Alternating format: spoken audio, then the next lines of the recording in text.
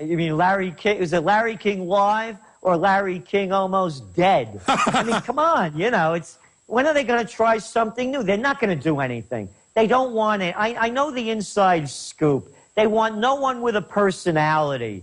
They're white bread through and through. It hurts the advertisers. Let's get to the bottom line here. A guy like me, I'm bad for business. I'm telling people, don't buy anything you don't need. I'm telling people that you're going to keep buying stocks in a market like this as they bring out all these shills on CNBC and other places saying, this is a good buying opportunity. Stocks are at a low. Yeah, stocks are at a low. They're at a 1999 low. Remember they told you, Alex, you know, you have to stay in it for the long term.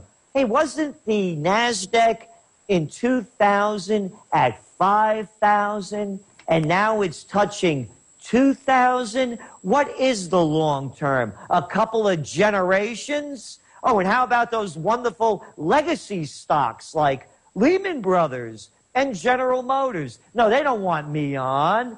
I'm not going on anymore. I'm telling you, I'm very selective. I get requests, I turn them down. I don't need them. Well, I've noticed I only see you now. I need them. I noticed the YouTubes I see of recent, because I don't watch TV. I end up watching aggregate clips. I don't watch a lot of TV to be accurate. But I notice I only see you on Fox mainly when it's live. Yes, exactly. I won't go on any tape shows because they do what they do to you. They sandbag you. You could do anything with editing. And again, these aren't men. There's not a man among them. They're big mouths when they're in their little power bases, just like politicians, the red carpet crowd. You know, they show up in these huge airplanes. You know, they salute. They walk down the gangplank. A red carpet comes out. They strike up the band, and they have a parade, and they have all their guards around them, and the crowd is, you know, 100 yards away. Let's talk man-to-man over here. You'll never get one of them do it because they're little babies. They're only tough in their own arena. If they want to come over and talk to me man-to-man, we could have a man-to-man conversation. They'll never do it. There's not a man among them. They're political suck-ups, all of them. Well, when you have a bunch of cowards running your society who say yes to everything, the worst is going to gravitate to the top, and they're going to become disconnected from reality, and they're going to destroy their own tyranny. That's the good news, is they've created such a tsunami of robbing and looting and stealing that Merkel 2 weeks ago had to put her own blocks in to stop the Wall Street and London banks bringing Germany down. And that brings me back to, you got cut off at the last break and we went off into other subject because I went there. Gerald, you're talking about war sooner rather than later. You're saying you believe the full collapse will come by the end of 2010.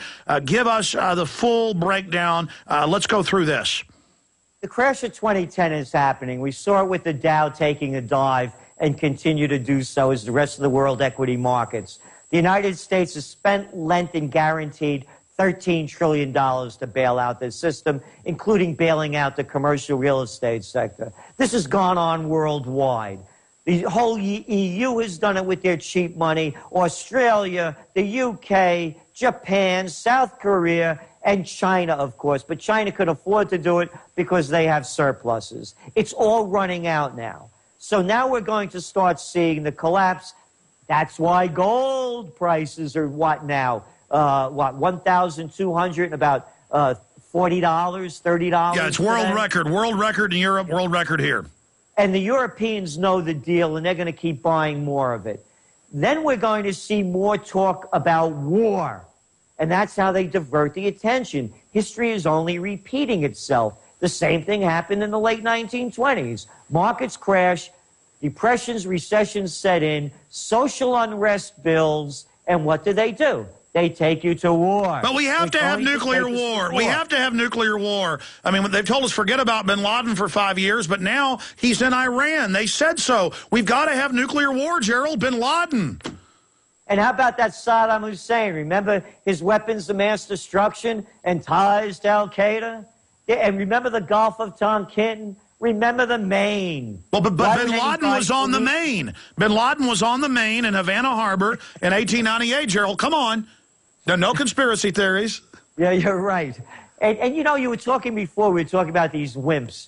Look at Obama, the cheap trick with him going out there. I'm going to kick ass.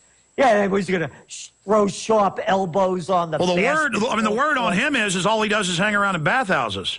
You know, so, I mean, this whole thing is a disgusting spectacle, and the people need to realize who's in control. Remember the guys in high school and college that wanted to be the class presidents and the head of the student council? The guys that, you know, were suck-ups, that were brown-nosers, that were never sincere, glad-handers, and only out for themselves. The people that you couldn't stand. No, well, I there remember they being are. about 18 and finally figuring out there's a lot of manipulative liars out there who assess you like a predator and then manipulate. But they're always cowards, you know, at their bottom card. Exactly. And these are now our senators, our secretaries of this and that, our presidents. That's all they are. The same people we couldn't stand in high school and college are now telling us what to do. And the reason they get away with it, again, it's the red carpet crowd. It's the pomp that they keep showing the public. Well, I mean, you talk about going into Iran. How do you see that unfolding, A? And then B, you did say the stimulus would run out in 2010. You called it the 08 situation 2-3 years before. You've called that accurately, and some of the other great economists we've had on have been accurate. So that's what's scary is that, you know, all the experts are agreeing, and you can see, and now the mainstream media is finally admitting an implosion is accelerating. And so, I mean, you're saying you see this really happening by the end of this year. Clearly, the economy's already on its back like a turtle that can't get up. But I mean, describe that in detail, how you see it unfolding. All right, first on the war. Iran is talking about now bringing, the ship into Gaza of relief goods. That could be a conflict right there. Israel is on the edge continually, looking for an excuse, as is being reported, to invade Iran, to knock out their nuclear capabilities at any level.